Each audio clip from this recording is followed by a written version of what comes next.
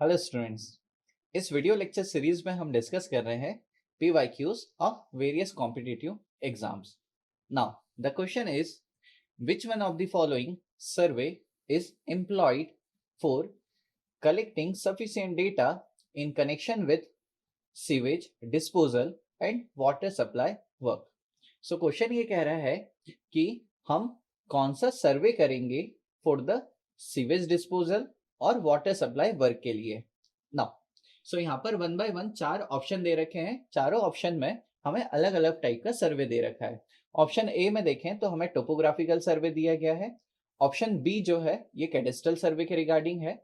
Option C जो है ये जियोडेटिक सर्वे है। और ऑप्शन डी जो है ये हमारा क्रॉस सेक्शनिंग और प्रोफाइल लेवलिंग के रिगार्डिंग है।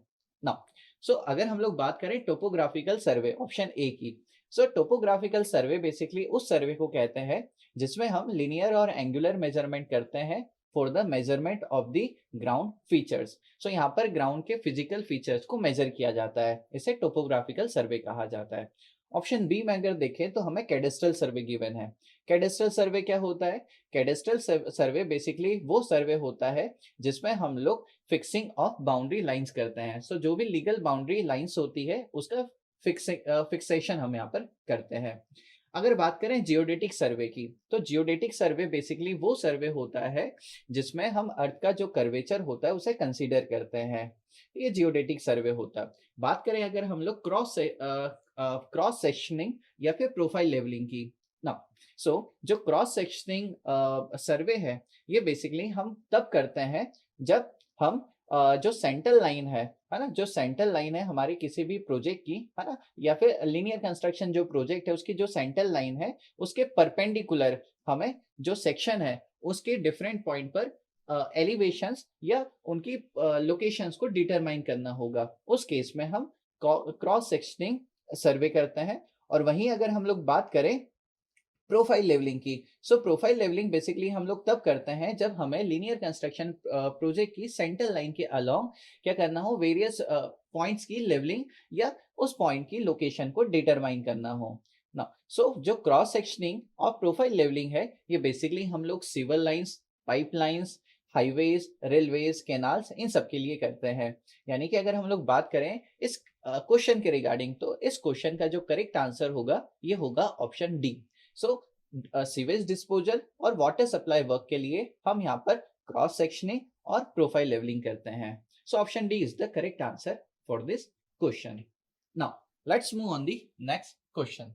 Now the next question is the following readings were taken with a dumpy level and a 4-meter leveling staff on a continuously sloping ground at 30-meter interval।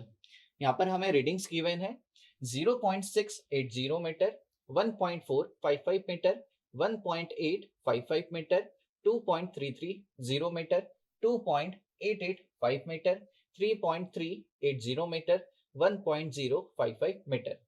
The reduced level of the fourth point was calculated to be 79.100 meter.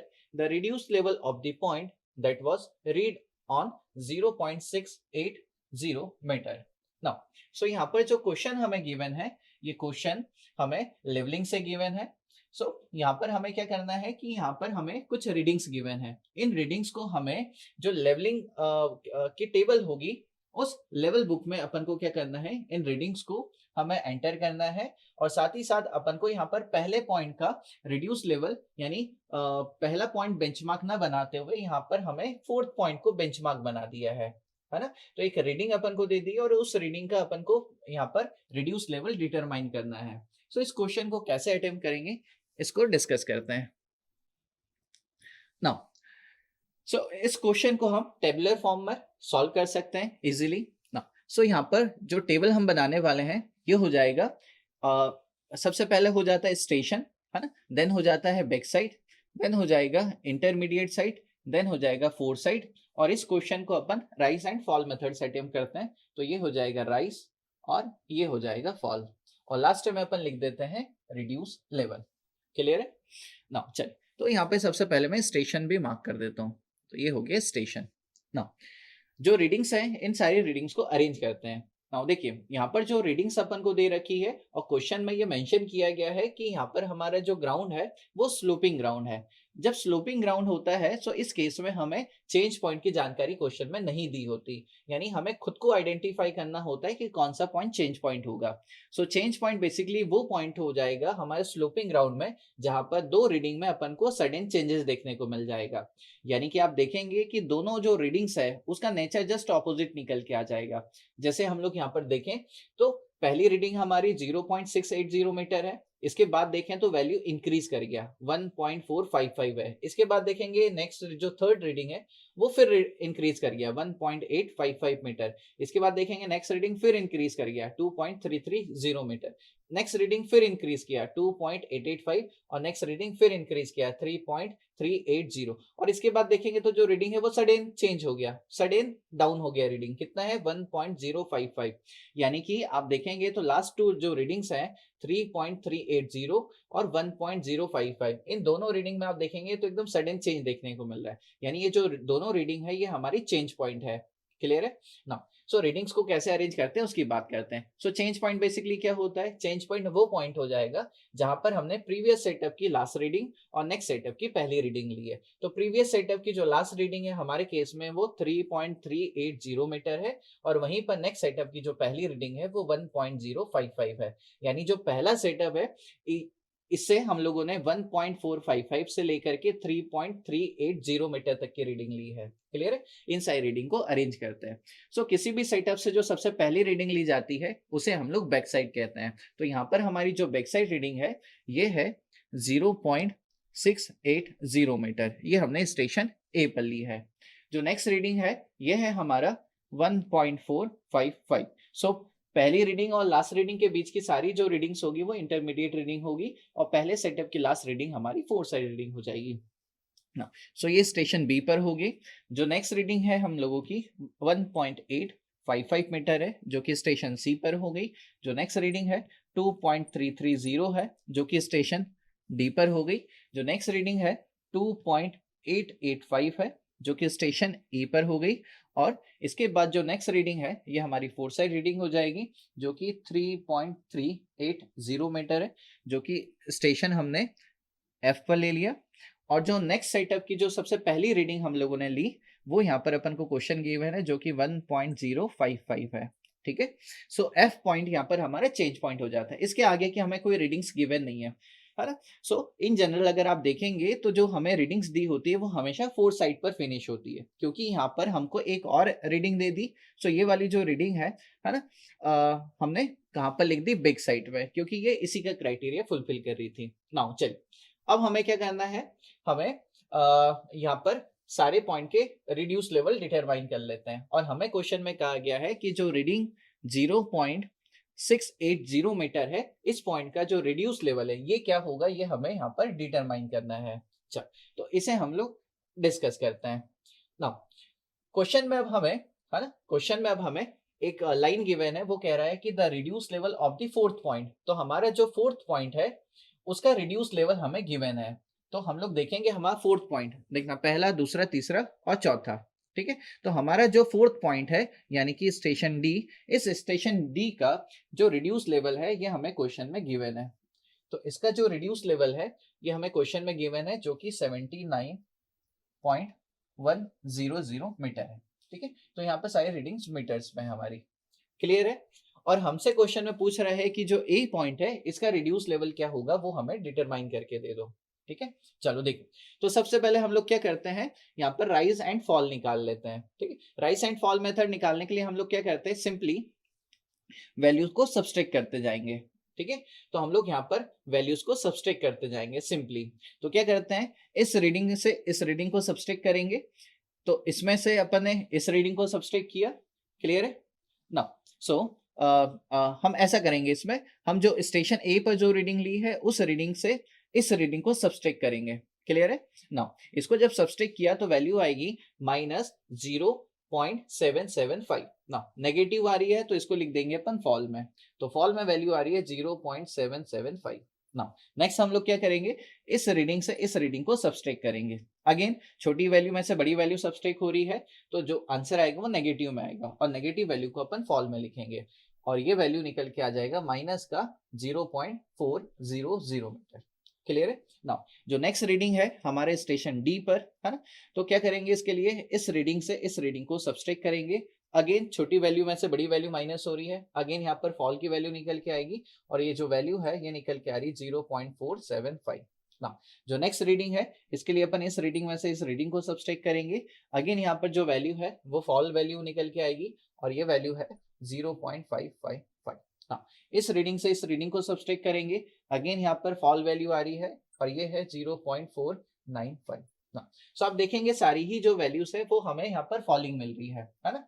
ना अब हमें क्या करना है, station D का अपन को reduce level already पता है, हमें निकालना है स्टेशन ए का रिड्यूस लेवल। कैसे निकालेंगे देखिए ना। सो हम क्या करें, स्टेशन डी का हमें रिड्यूस लेवल गिवन है, तो हम क्या करते हैं कि स्टेशन सी का रिड्यूस लेवल निकालने के लिए, है ना, जो स्टेशन सी का रिड्यूस लेवल हमें जो डिटरमाइन करना है, इसमें हम लोग क्या करें, इस रीडिंग को ऐड कर दें, है ना, तो हमें मिल जाएगा यहाँ का रिड्यूस लेवल। तो हमने क्या किया, इस रीडिंग में इसको ऐड किया और इसको यहाँ पर लिख दिया, यानी स्टेशन सी पर। सो ये वैल्यू निकल के आती है हम लोगों की 79.575 ना। सो स्टेशन सी का रिड्यूस लेवल आ गया। स्टेशन बी का रिड्यूस लेवल निकालने के लिए हम क्या करेंगे, इस रीडिंग को, है ना, आप देखेंगे तो यहाँ पर फॉल कर रहा था, क्योंकि हम रिवर्स कैलकुलेशन कर रहे हैं तो फॉल को यहाँ पर ऐड कर देंगे। तो फॉल को ऐड किया तो ये वैल्यू यहाँ पर निकल के आ जाएगी, दैट इज 79.975। देन हमको ए पॉइंट का रिड्यूस लेवल निकालना है, तो इस रीडिंग को यहाँ पर क्योंकि फॉल है तो इसको ऐड कर देंगे रिवर्स कैलकुलेशन में। सो फाइनली ए पॉइंट का अपन को रिड्यूस लेवल आ जाएगा जो कि 80.750 निकल के आ रहा है। यानी कि हमारा जो स्टेशन ए है, इस स्टेशन ए का जो रिड्यूस लेवल होगा ये 80.750 मीटर होगा, जो कि हमारे कौन से ऑप्शन में मैच कर रहा है, ये मैच कर रहा है ऑप्शन नंबर ए में। So option A is the correct answer for this question. Now, let's move on the next question. Now, the next question is the object of chain and cross staff survey is to. So हमसे question पूछ रहा है कि chain survey और cross staff सर्वे का क्या object होता है। सो यहाँ पर हमें 4 पॉइंट गिवन है। पहला point, locate the boundaries of an area. दूसरा है plot the figure to a scale. Third point है find the area of the plot and the fourth point is find the reduce level of the plot. So अगर हम लोग बात करें chain survey की, है ना, अगर हम लोग बात करें चेन सर्वे की और क्रॉस स्टाफ सर्वे की, तो चेन सर्वे और क्रॉस स्टाफ सर्वे से बेसिकली हम लोग जो पॉइंट नंबर 1 है, यानी यहाँ पर एरिया की बाउंड्रीज को लोकेट कर सकते हैं। सो किसी भी एरिया की बाउंड्री को लोकेट करने के लिए हम क्रॉस स्टाफ सर्वे को करते हैं। सो पॉइंट नंबर 1 जो है ये फुलफिल होता है, ये ऑब्जेक्टिव निकल के आता है हमारे क्रॉस स्टाफ सर्वे का। अगर हम लोग बात करें सेकेंड पॉइंट की, तो plot the figure to the scale.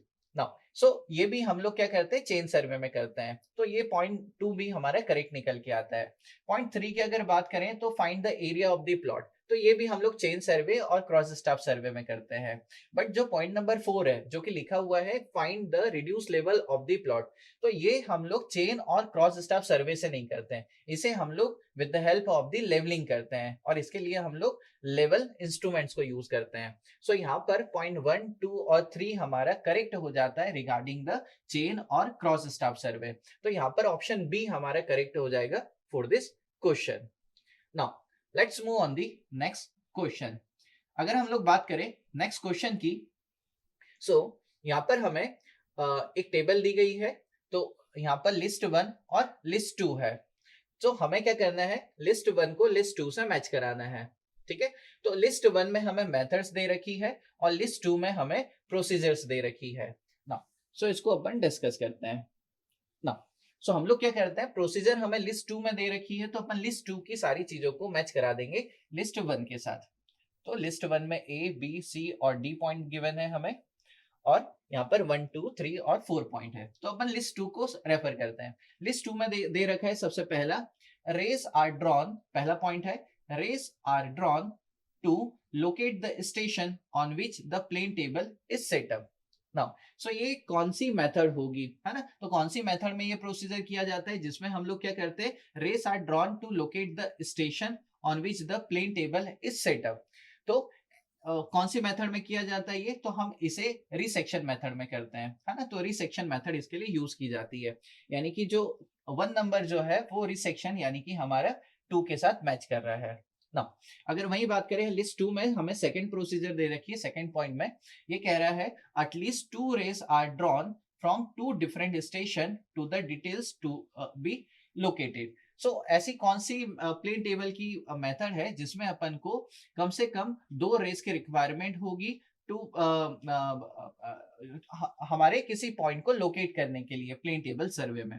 सो ये बेसिकली इंटरसेक्शन मेथड में किया जाता है। तो जो सेकंड पॉइंट है ये मैच हो रहा है हमारे इंटरसेक्शन यानी सी पॉइंट के साथ, तो यहाँ पर ये सी के साथ मैच कर जा रहा है।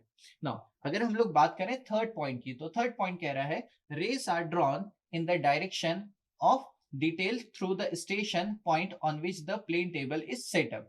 So जो थर्ड पॉइंट है ये बेसिकली कह रहा है rays are drawn in the direction of detail through the station point on which the plane table is set up. Now जो थर्ड पॉइंट है बेसिकली ये हमारे रिगार्डिंग है regarding the resection. So third point हमारे resection से match हो रहा है ना।